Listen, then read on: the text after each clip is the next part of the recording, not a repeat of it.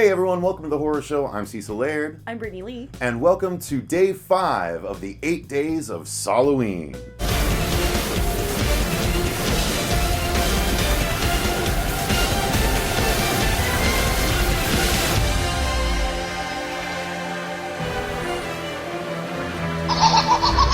I want to play a game. And today we are, of course, naturally going to be talking about the 5th movie in the franchise, Saw 5. Now, we'll just jump right into it as usual, and this one I liked better than 4, but still not as well as the first 3. Yeah. Or definitely not the first 2. I don't know, maybe as equal as 3. The problem is 3 still had all the characters that you kind of cared about still around. This is again more secondary character stuff. Almost all new characters. Almost. Yeah. I mean, yeah, characters from the last movie, but yeah, you had. And like I said, you didn't have to watch last movie. You could just skip. No, you kind of do. Well, yeah, I hit the beginning and the end, and then just go into this one. Yeah. This one, so it picks up with the detective. I called him Detective Dick because it was just easier than trying to remember his name of all the cops and everything. I don't remember his name. But he's kind of the asshole of the last movie, and it turned out that he was the new Jigsaw helper at the end of the last movie. So we're starting off right where the last one left off, which is one of the nice things about this franchise. It always does that. And it picks up with the FBI guy that was left in the room at the end of the last movie as well. Yes, but what I don't understand is at the beginning of the 4th one, the one we watched before, he gets the tape in the wax, right? And yeah. He says you'll be judged. Yeah. Well, nothing's happened to him yet. Oh, that's a good point. Nothing's happened to him yet. He totally got away with everything up to this point. Still, he's safe in the thing. Yeah, maybe that'll be the next one, yeah. Yeah, well, anyway, so this story is not that, apparently. No, it's the FBI agent. Yeah, it's the FBI agent, so he's the one that is, which is crazy because there's a tape left for him in the room that he already, that he ended up in, but there was really no guarantee he would have ended up there last movie, and so he just kind of, it's well, they wrapped very that up convenient. in a nice, neat little bow too, with the whole if you know the way humans go about making their decisions, you leave nothing to chance. Right. Well, yeah. But anyway, so he gets out of the room and starts his investigation, and it's not even like he's doing the deciding like in the past 2 movies. Instead, he's actually out there trying to figure out who the helper for Jigsaw is and putting the pieces together that it's Detective Dick. And so while he's doing that, we actually see that Detective Dick is running a different game with a group of people that need to work together to get out. So it's back to part 2, back to the whole cube of it all, where they need to work it out, and they immediately start turning on each other, which they're told not to do. And it definitely hurts them in the long run. Yeah. Oh yeah. But yeah, so they have to make it through, and it's funny because one of the characters is played by Julie Delpy, who is really big now at this point. She was in Dexter as Dexter's wife. She was all the way back to Buffy. She was Darla from the very first season of Buffy, and then later seasons she was Darla. Yeah, when she was brought back, and so she's been in a lot of stuff, and it was fun to see her in a Saw movie. I was like, oh, slumming it, and I'm like, oh wait, at the time she wasn't slumming it. Like this No. This was a step up for her from that point, I think. And of course, somehow, step down the path. Somehow, even though Jigsaw died in part 3, Tobin Bell is still prominently featured in both this and the last movie, in both flashbacks. They love to do flashbacks in Saw movies. I swear, more than half the movie takes place long before you're actually watching it. Yeah, that's true. That's true. And not only that, but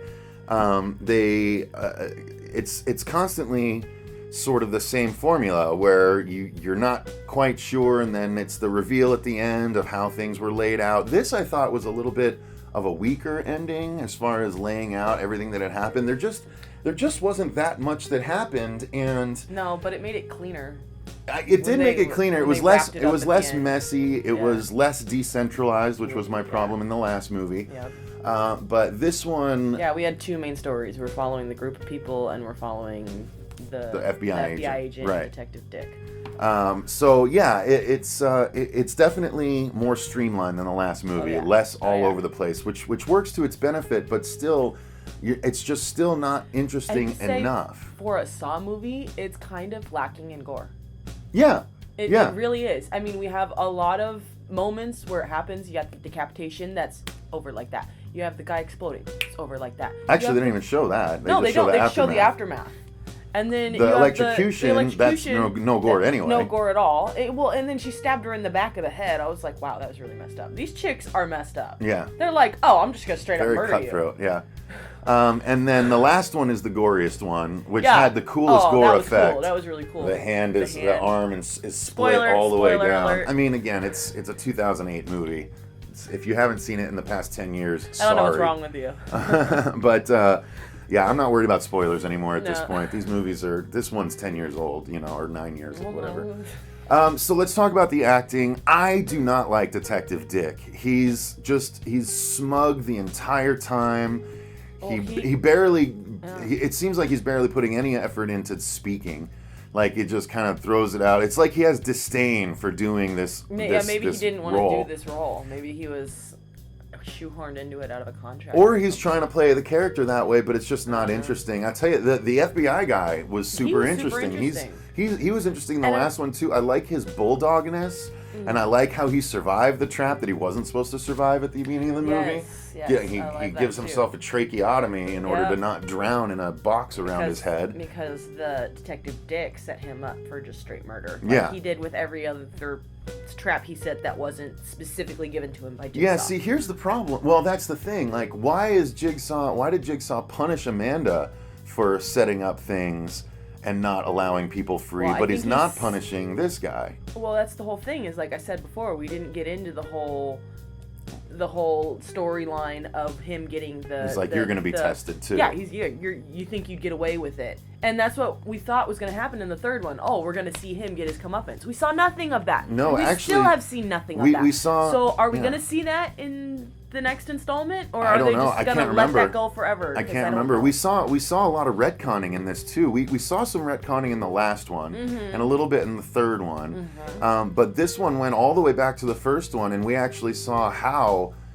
Jigsaw managed to get like that really big guy that was in the wire trap in the first movie. You know what I don't understand about that is if he had him all the way back then, why did he make Amanda move those other two guys into the room with him? Well, that's unclear. And even Detective Dick asked, "What do you need Amanda for?" And he's just like, "To make sure the rules are followed." Yeah. And it's like exactly. I think that was a throwaway line to try and explain it, but it didn't explain it. That's what I think so too. I think they're trying to make this new story go back and make sense in the old stories when those stories were originally written. This new story was not a thought in anyone's mind. Right. But yeah, so I liked I didn't like Detective Dick. I liked the FBI agent. Didn't care about the boss of the FBI agent. Like, oh yeah, the guy at the end where you're just like, oh yeah, you're gonna die. I don't care. Well, no, he wasn't gonna die. The guy who discovered that the guy Peter Schramm was that's Jigsaw. Yeah, exactly. That realized fell for the setup. Oh but god, the way he died was awful. Oh yeah, that just getting smushed. The bone, the bones. Yeah, but I still think they could have shown more. Like it was just blood spurting. It wasn't just blood spurting. They could have had. I wanted more to see him actually smush. Yeah, like you see we don't see that very often. That must be a tough effect to pull off. All the goop and stuff just comes squishing out the top. Like Play-Doh. Yeah, exactly. Maybe that's why they don't do it, because it looks like Play-Doh. They're like, that looks too. Yeah, comical. but that's what it would. You'd think it's what it would look like. I don't know. But either way, I wanted to see it, and I didn't. But I thought it actually ended real suddenly. Like I know they tried to do the reveal with the Zepp overture as usual, but that felt so underwhelming, and you just see Detective Dick sort of lowering himself into the ground as the walls close in on the FBI guy, and like it's smush, cut to black, and that's it. And it's like. They kind of went for the similar thing, right? In 3 of the last 4 movies, I think it ended with someone shutting the door on someone else, and this was the same thing. It was like an elevator door close effect where he just turned away as the thing went. The guy, the Detective Dick, just like Detective looked Dick, away as it, and then that was black. No follow up, no police rushing in and seeing stuff like. Yeah, no explanation that like there's gonna no explanation at all. No. As to what happened after that moment. Yeah. How does Detective Dick get out of that? I'm sure there's a Coffin mechanism thing. underneath No, the ground yeah, and stuff, but yeah, I know. Well, I mean, I'm not expecting them to say that. Like, I would have expected them to just cut to him walking out of the building or something, like showing up as SWAT arrives, like leaving and acting like he's arriving at the same time reinforcements show up. Yeah, you know? or maybe what's happening with the FBI guy who found the 2 victims. Mm-hmm. The other thing I thought was weird they left ambiguous was the female FBI agent from last movie. They killed her and Well, they very didn't show her body. unceremoniously. They didn't show her they're body, like, so you know what? Oh, you don't want to come back? Okay, bye. I wonder if they're gonna play that the FBI guy. She survived and he acted like she was dead in order to keep her alive from Detective Dick because he suspected Detective Dick. Maybe she's still out there. I know there's one other cast return that. So this is as far as you think you've seen, right? I think so. Yeah, this is as far as I've seen. I'm pretty sure. So there is a return coming from the past movies that you're not expecting. Okay. And I have to say one thing I really didn't like that was a casting choice is Detective Dick and FBI Strom look so much alike it pisses me off. I had that problem the first time I saw it, but now I just know to look for the sourpuss on Detective Dick. It's the first time around, I was like, yeah. oh, no. It was so frustrating. No, I thought the other guy, the FBI guy, looked alarmingly similar to John Hamm, actually. So when he first showed up, I was like, is that John Hamm? No, that's right. It's just a very John Hamm-looking guy. They could play brothers in a movie easily, though, that guy and John Hamm. The journalist guy, I'm like, is that Stanley Tucci? Yeah, he looked a little bit like that. And he was smart. I was bummed to see him get taken out early. Well, crazy bitches, man. Evil, murderous fucking women. Can't trust women. Can't live with them, can't kill them. So the gore we did get, we did like. It was horrifying, the little bit that we got. I mean, like you said, the arm splintering as the walls closed on it. And then when the dude sawed his arm basically in half lengthwise, that was really cool. I was like, dude, why do you... Pull back! Yeah, Stop letting the blade take your hand! You're still gonna bleed. Or you're still gonna bleed enough, but... Yeah. Yeah, that was good. And I guess, are we to assume that Julie Delpy died too? Because she was bleeding out pretty good, and but it's I think not she like just passed it's out, not though. like that guy was putting a tourniquet on her. See, I wonder if she comes back also. He's looking at her like, "Oh, gee, babe, you're bleeding to death. That's too bad. Let me go check on this guy in here who's probably already dead." Well, you don't know. You got to check on the situation. No, I know. I'm just saying. You'd think he would have tried to take his belt off and maybe put a tourniquet, something. I would have. Something. I don't know. He is an FBI agent. He's not a paramedic or fireman or anything like that. And at this point, the movies have gone completely away from trying to scare you. No, now it's all gore. It's all gore. Yeah. And there's not a lot of gore in this one. Like there were a couple of scares in the first two. Like whenever someone wearing the pig head jumps out at you, that's where you play for scares. But they're not even trying anymore. No, they're not. They're not trying for scares. It's all about shock value. Yeah. So, I mean, again, that all goes towards our opinion on this one and goes to saying that it's not great. Like I said, it's better than 4, but... A lot of the acting is better in this one than in 4. Yeah, but it's lost its luster a little bit. No, like, I'm starting to get a little bored with it. Like, the stories need to get better, you know? They really need to get better in order to re-interest me. Yeah. Watching them so close together, it takes on a whole new life. Yeah, it's an endurance battle it's turning into. Yeah, it is. Like, I thought it'd be. I like the fact that it's good because it's gonna be fun but it's nice that I can remember everyone from movie to movie. Yeah. Like I'm like, oh yeah, okay, they're from the last one, and I didn't do that the first time around. I would be watching Saw 6. A year away from Saw 5, and I'll be like, is that person from the last movie? I can't remember. Where are they from? Do I just recognize the actor? Yeah, exactly. Or do I recognize his character? So that part is nice, but on the flip side, it makes the lows, the valleys of the peaks and valleys very apparent. Oh yeah. So, but yeah, there you go, guys. I'd really be curious to see what you guys think of this one. Not so great. Not so great. This is, again, they were rushing them out once every year. They're like, Halloween's coming up. We got to get this Betty out. Yeah. And I think that really shot them in the foot. This is where we started to get real diminishing returns. Actually, 4 was where that started. Yeah. This is where they tried to course correct, but then again, you're dealing with no Jigsaw and no Amanda. Now you're stuck with this guy, and if you're not a fan of Detective Dick, shoehorn Detective Dick in there. and if you're not a fan of him, then you're screwed. You know, because you're stuck with him. You are. So. But I mean, they have an opportunity to kind of shoehorn someone else in there.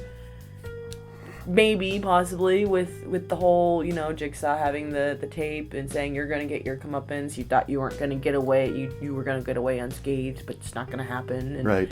So maybe there's someone else out there, or Jigsaw just knew. I think it's got to be his wife, right? Because Because Jill Tuck is still out there. True.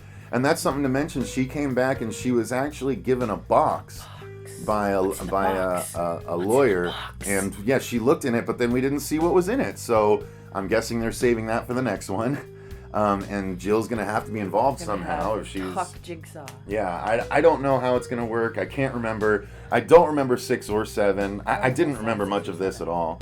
But yeah, the first 4 I'd seen enough that I remembered a good amount of them, but 5, 6, and 7 I only saw once. So yeah. I'm interested to see how 6 and 7 go. 5, not so great. 5 was yeah. I'm forgetting how I tiered them off now. Yeah, I know. I think it was 2, 1, 1, 3, 4, and now 5. Actually, I'm gonna go 5, 4. Yeah. Because I still think 4 Yeah, is 2, worse 1, than 3, 5, 4. Yeah. 2, 1, 3, 5, 4. All right, we'll see if that holds up in the next one. But It sounds like I'm writing down a phone number. Like I said, let us know in the comments down below what you guys think of this one. And until next time, I've been Cecil Laird. I'm Brittini Lee. Make sure you subscribe to the channel, like the video, share it if you are so inclined. Click the link or click the bell in order to get the notifications for our channel every time we post a video. And then Go down below. our link in the description down below for our TeePublic site is where you can get some cool horror show swag, a shirt featuring Horrific Harry, a shirt featuring the Coexist design, or our own horror show design on a multitude of colors, plus some really cool other horror designs. If you do that, you will be supporting the show, and we greatly appreciate it. So until next time, that'll do it for day 5 of the 8 Days of Sawlloween. And remember,